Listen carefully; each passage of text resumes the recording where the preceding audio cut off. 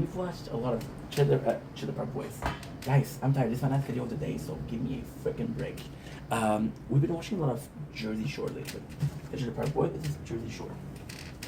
And I gotta say, Jersey Shore, and it's funny because I've always held a special place in my heart for Jersey Shore.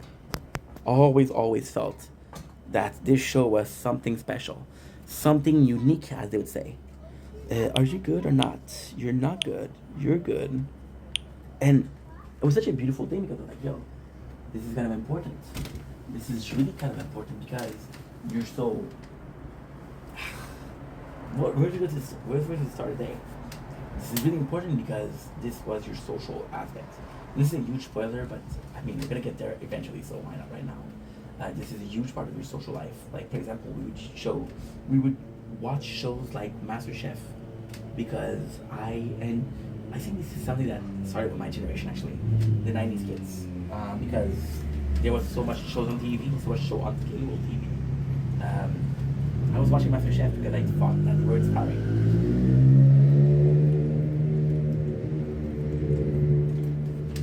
Other people following your dream. What is more gorgeous than that? What is more attractive than that? Nothing, right? So then, we started watching shows like Big Brother. And so Big Brother, I talked about this before, right? Big Brother was a perfect show because they were strangers stuck in a house. I was dealing with agoraphobia. Agoraphobia is a fear of leaving your house. And it just felt like a social life inside a house. Like, oh man, the fucking truth. And then you always have this insight of, what would I do if I was in the house, right? What would I do if I was in this position? And it's not gonna happen. So no matter how much you think about it, it's not gonna work. However, it was a social experiment for me. And a show like Jersey Shore, like I said before, I was 17, 18 when I started watching that. It was a show about hookup. It was a dude that wanted to hook up but didn't have the balls. I had full balls because I didn't hook up, but I had no balls because I didn't hook up.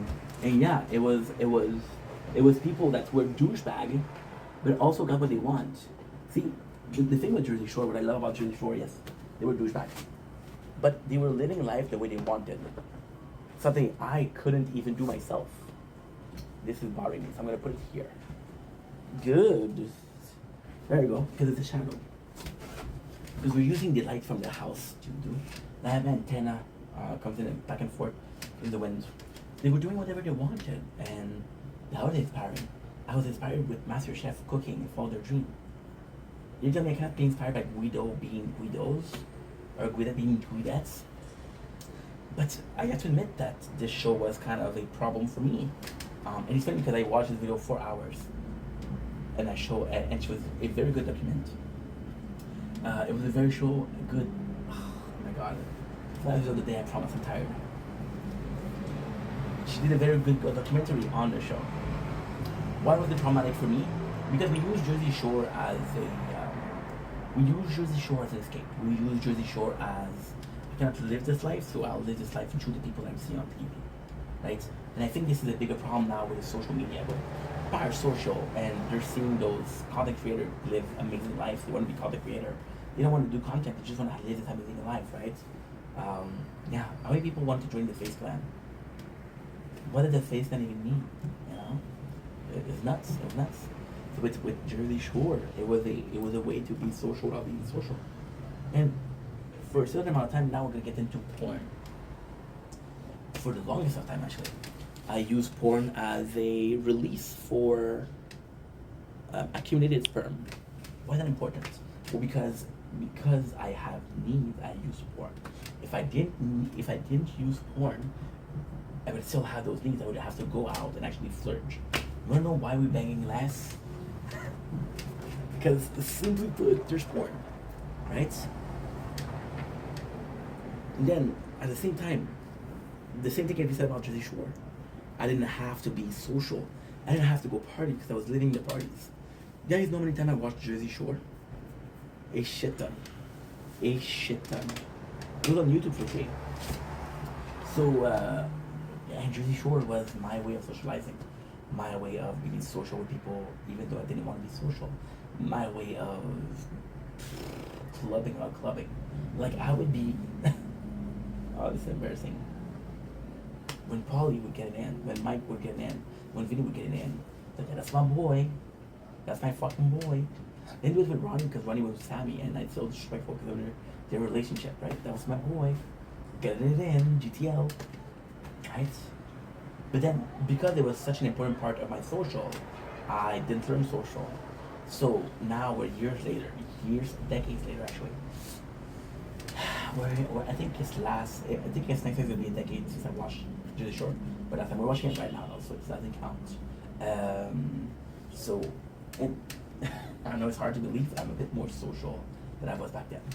So because I'm a bit more social than I was back then, we are able, and I know that's gonna be hard to believe, we are able to understand a lot more of the social cue. I was a very socially awkward person because I wasn't socially trained. I was a shy kid who was on ADHD medication, which was a lot of bullshit, which was making me a zombie. I didn't go out there and talk to people. I didn't have friendships, relationship, right? And I feel like that's a shame. I feel like that's a shame because I didn't allow myself. And then I was so zonked out that when I want to relax, I want to play video games again. I'm socializing. Video games are great. I'm not saying they're not great, but I could have socialized a bit more, you know? You have to balance in everything you do, right? So this video is actually how this affected me.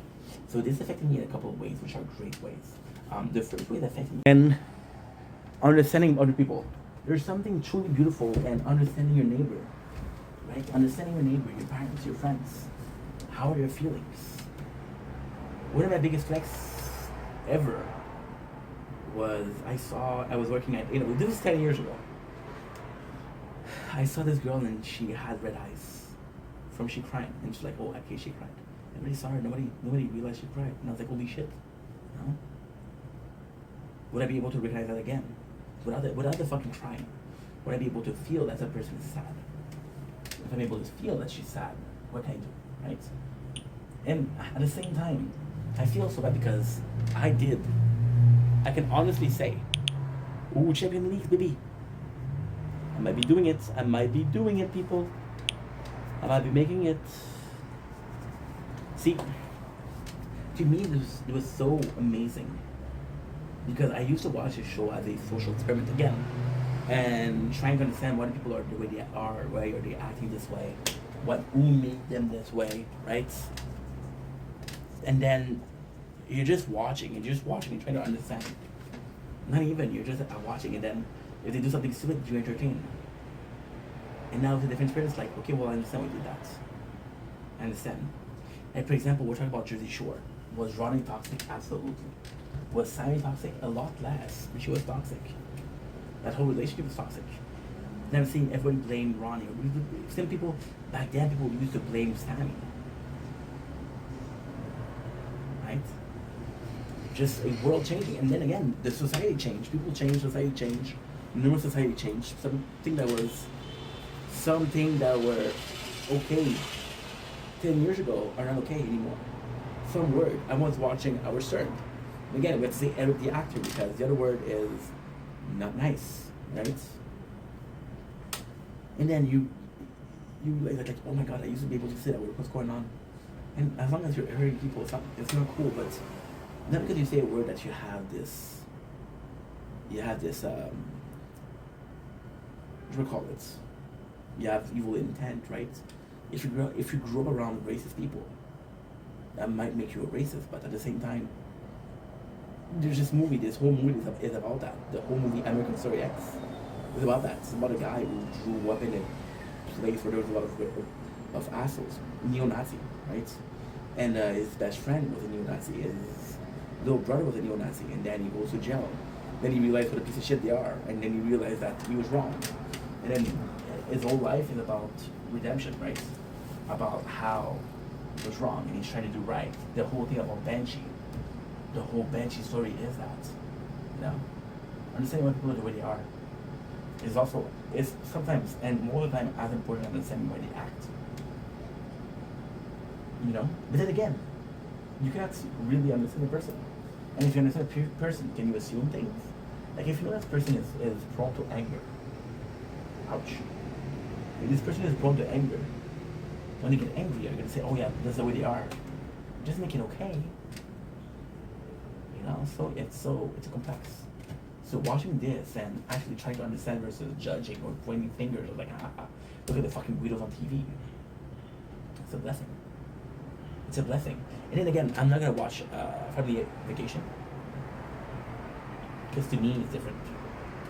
Don't bring kids, okay? Don't bring kids in on TV. Well, I'd say. Anyway, I love you guys. Take it easy.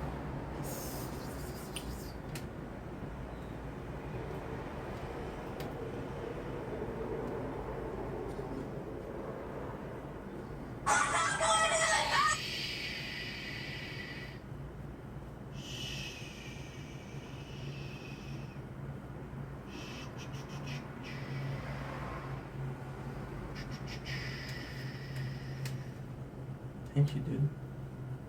Thank you again. Share me life. If I'm not there, I'm probably busy.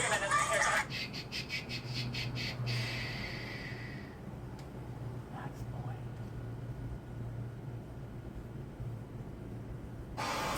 Salut tout le monde. Tellement fatigant. Genre, je fais mes affaires correctement, je fais avec tout le monde, pis. Tu sais? Je comprends pas. Je comprends vraiment pas. Ça me fait chier.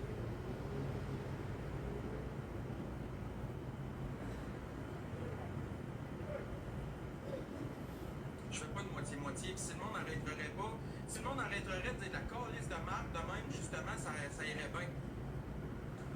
C'est fatigant que le monde dise que je fais des 50-50, je donne pas de... Moi, je vais te poser une question. Ça te sert à quoi d'avoir plein de tickets de même? Hey, moi aussi, j'avais une question, mais c'était pour Max Boy. Je veux savoir, puis finalement, ton cancer, ça va-tu mieux? As-tu encore tes problèmes cardiaques? Puis finalement, vas-tu devenir pompier? Vas-tu retourner à l'école? Vas-tu devenir répartiteur du 911? Finalement, t'allais-tu en thérapie? Je me demandais aussi, est-ce que tu manges encore des pâtes cuites dans ta pisse? Jouer avec ton caca pour écrire sur ton mur? Chier dans le tiers à ton chat? Je me demandais aussi si t'avais encore souvent de te mettre la vie dans cette veine pour aller taper sur celle de ton voisin qui a même pris en pleine veine. Ouais, pour finir, vu que t'as pas trop la langue dans ta bouche pour insulter les autres, je me demandais, est-ce que tu fais encore de la phobie sociale, que tu peux pas sortir de chez toi à cause que tu vis trop d'intimidation à cause des réseaux sociaux que t'as toujours pas quitté? Hey, bonne journée. Moi, je vais te poser une question. Ça te sert à quoi d'avoir plein de tickets de même? Hey, moi aussi, j'avais une question, mais c'était pour Max Boy, je veux savoir. She fucking got me, dude. 19 gigs. Shoo.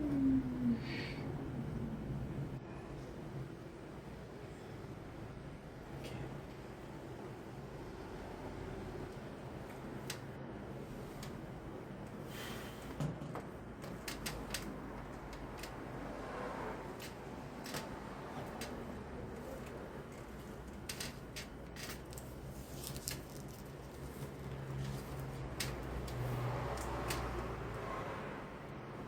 Don't blink, yes you're blinking. Welcome to commercial. This is Walks having a wonderful day on this 19 July 2025. We are talking about, of course, my favorite show. Drum roll please, Jersey Shore. I was talking about Jersey Shore today too. I'm talking about Squid Game. Now, I'm gonna be honest, reviewing season 3 isn't really fun because I didn't like this season. However, I told you that I was gonna do it, so I'm gonna do it. So today, we'll do an episode. Like, listen, there are 7 episodes. If I do one per day, in a week I'm done. So I got I started right away. Again, you're gonna be missing the usual suspect, which is my interest in making videos. But hey, if I don't force myself, I'm never achieve anything in life. So we're doing Starry Night, season 3, episode 2. So the first thing we do is, again, we have, I can't remember what we said, guys. I can remember what we said. We still have the plot of number 11, the guard, taking care of her. It's never clear. It's not clear if it's her father or shit like that. It was her father, but then I finished watching the show and I'm like, oh.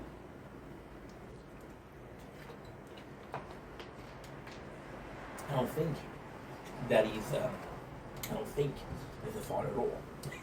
Whoops. And then, so she's taking care of the guy, she's gonna heal him.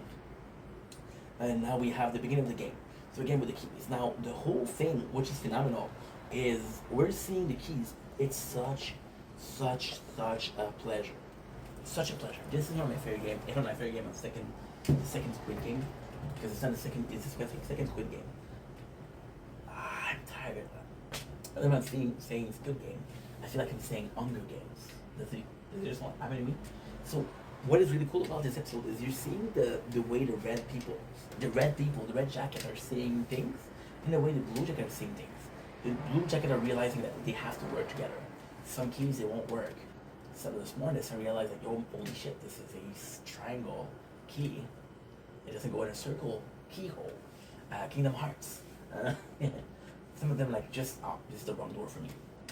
The red, it's mostly about 3 people in the red. No, that's not true. It's mostly about 4 people. So the Sun, Ji-hoon, MC Queen, and the Tweaker.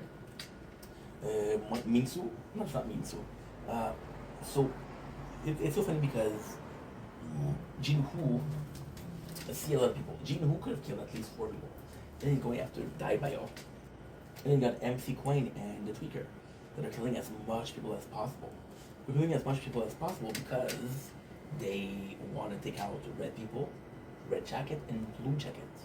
You guys are following? Cool. I'm following too. Thank God it's my own video. Now we have the squad. The squad in the blue, which we follow, are the person that wants to exchange checks, the mother, the grandma, and the person who's about to give birth. She's about to give birth right here. Now this is super freaking cool. This is super freaking cool because first of all, they got really lucky. They got really freaking lucky. This is such an interesting episode. Like, if I didn't like the ending, then I didn't like the 3rd season, but this is definitely something I like. So you got Minsu, who deals with the same problem as the kid. The guy with the glasses that has his mom in the game. The problem that he doesn't want to kill. So he does, he takes Thanos' drug that he found on the floor because the tweaker is tweaking. So like, yo, I'm gonna take this and I'm gonna get high and I'm gonna be able to kill. So he's able to kill her. We're seeing Quinn and Tweakers are kind of fighting. And the 3 of them, the mom, the grandma, and okay, so the son also doesn't want to kill. The son, fun fact, this is actually a sad story. He doesn't realize he cannot kill. So what he does is, he waits until the last second, it's like, oh shit, I'm gonna die.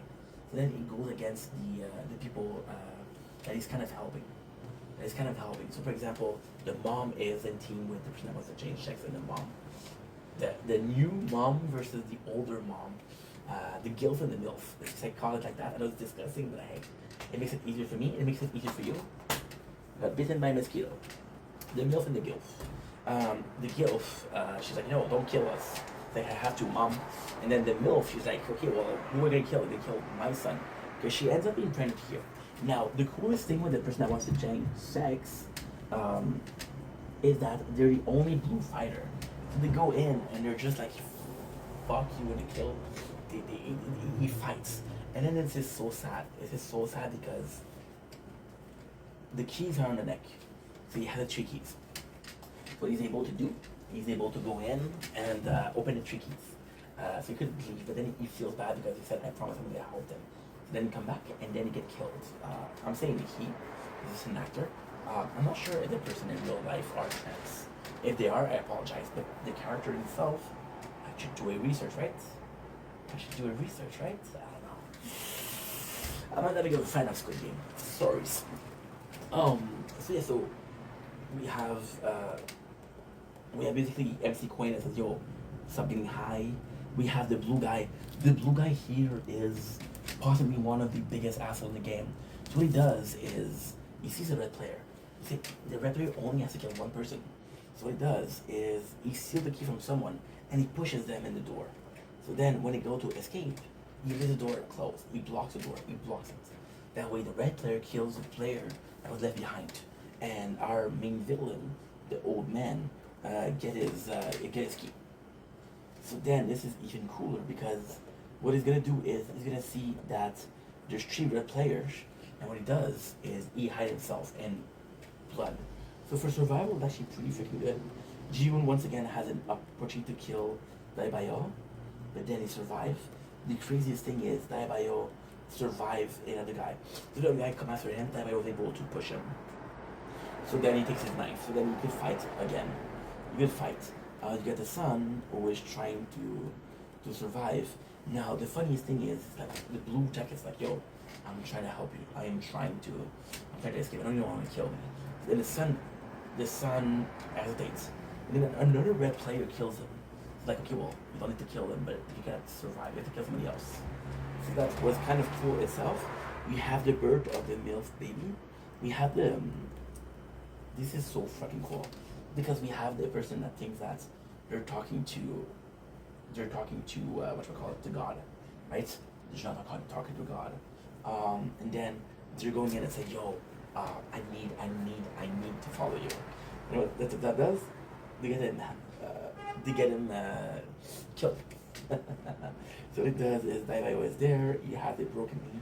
Funny thing is, the Ji-hoon, he meets the old woman, the presenting the medium, right, the shaman, presenting that they can talk about it. Now this is the coolest fucking thing, because Ji-hoon comes in and he spared a lot of people's life. He's like, I'm not gonna kill you, I just want to kill Daibayo.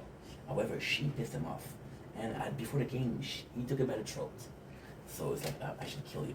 So if he was to kill somebody else, he would kill her. Now, is that the right thing to do? With Daibayo, he literally killed people. This girl, he just doesn't like her. Can justify killing her. So then, guess what Ji-hoon did? And then, it's so weird because she tells him where Daibayo is, which makes her kind of a villain. She's the one that escapes. And she's the one that escaped. And it's so fucking cool because she's kind of left to villain itself. Which is cool is there's villain on the blue side, there's villain on the red side. So she does is, she's like, okay, well, I need the key. And if I don't have the key, I can't go in. So she does is she brings the old man, the guy we hate. And the old man betrays her, and he takes the key and he locks her outside. Then what happened? She gets killed. Am I pissed that she get killed? No, I don't care. She deserves to die. Which is a fucking thing to say, but it's a game. It's a fucking show, okay? So then, again, Daibayo, he says, we have the Daibayo, and we have the, I don't even know at this point if his name is Daibayo. I just call him like that because I think that's what it is. Did I get bit again? I think I got bit again. This is so painful. And he tells the truth. He said that he never was in the Marine. The only reason he was pretending to be in the Marine was because he saw that his best friend, that Ji-hoon's best friend was in the Marine, so he said he just survive. So I pretended I was in the Marine so I could get close to you guys, which is kind of cool. And he admits that he's afraid. He was afraid. And then it's kind of nuts. It's super nuts because he admits everything, and he admits how he was afraid of everything. And it's weird because in that moment, Daibayo asks for forgiveness. So Ji-hoon, which is not a bad guy, says, okay, well, I forgive you or not, right? And again, I said it in last season. They trusted a guy that didn't kill a single guard to go get the bullets, which is the most important job, right? I would have sent 2 people, you know? So now we have Minsu, who is high as a kite, and then he sees the medium. And the medium, she sees him like he's afraid. He's really afraid. And she's like, yo, you're not gonna kill me, you're not gonna kill me. However, Minsu, because, and this is so sad for Minsu. This is so freaking sad. This is so freaking sad because he's tripping. And the first one, you see the medium, you see the tweaker, which has been bullying him since day one. He's like, fuck you, I hate you. And then when he kills her, you see the girl that he liked, the one that's cute. It's like, yo, I killed somebody, just like she was killed. I know better than them. So then Ji-hoon kills Daibayo. And now the cool thing is the kid, he comes in, the son of the gilf. He's like, yo, I have to kill. And then the gilf herself, she kills the son, which actually leads her to commit suicide. But at the same time, it's like, holy shit, I can't believe she did that.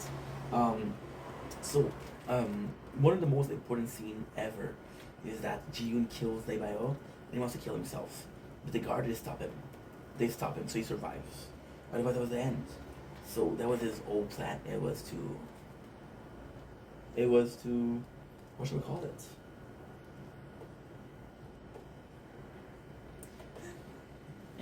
It was to kill the guy.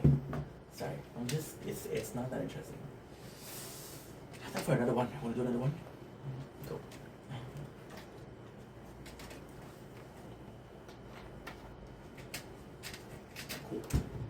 I'm down if you're down. So now we have the follow up of the scene, the aftermath of the scene of the game. So who's left? How many people are left? And this is super freaking cool because a lot of people get injured. The tweaker doesn't have his freaking drugs, so he's freaking out, and then he's looking for it. And then Minsu takes the two of them. So even if he could, he doesn't have it. Now we still have the clan of yes and no's, and then it's kind of hard because the clan of yes and no's, we lost a lot of people. We lost a shit ton of people. Now we get more of the VIP. Now the craziest thing with the VIP is they're part of the game right now. They go in and they shoot at people that are already dead. So it's a cool way for the VIP to get in. Why are they cool? Because the VIP are part of it. The VIP are part of it, but they're also part of the game now. What you have to understand is in season 1, the chairman, which was number 1, the old man, died. The new chairman, so the game changes, which is also super important for the story. Okay, you're good. I have to do you. I have to do you. The fact that the VIP are there, and at the same time, we have a lot more of the VIP. Now, the VIP themselves doesn't feel like a good plot, because they're basically showing how corrupted the world is. However, you're showing it how corrupted the world is. However, the VIP doesn't represent the population. They represent an elite, right? So now we have the voting again, and it's kind of crazy because literally this is the first game where you have to kill each other, right? So now people that did that, they could have said, you know what? I don't want to kill people. If I don't want to kill people, fucking mosquito. I don't want to do that. So then the mom is begging them to say, hey, guess what? Please, I beg of you, end the games. I'll give you my money. There's literally a baby here. Please stop the game. So now, then they're doing, we got more of the captain. Now this time, we kind of know the captain is wrong. So we have another meeting between the VIP and number 11. Now this time he's questioning her. Questioning her is like, yo, why are you so against me? And the craziest thing is, he kind of knows, this new chairman kind of knows that there's organ transplants, and he knows that she's possibly involved. He's like, yeah, well, you're really fucking up the plans of everybody. Why are you so against her? The number 11 feels like, she feels like a rebel. So she's gonna do what she can to stop the game, but she's part of the game. So, and the example of Ji-hoon, he wants to stop the game. Everything. Look at the 11, she's not down, she's not down with the game. She's not down with the way the games are being presented. She wants to go back to the older system. And the older system didn't change. She would still be for that. Right? So yeah. So we got the new baby, and this is crazy. So the grandma's like, hey. And the grandma comes to Ji-hoon and she begs him. She said, listen, you're gonna have to protect them. You're the only person in here that's able to protect them. And then Ji-hoon's like, yeah, but I killed so many people. You cannot trust me. She's like, I trust you. You're the only good person that I can trust here. Now, we remember that the person that wanted to change sex died in the last episode. And they were the strongest of them. So Ji-hoon is kind of the only option left. Now, we have some of the most important parts. We have VIP Cup. VIP Cup, which is this guy on the left.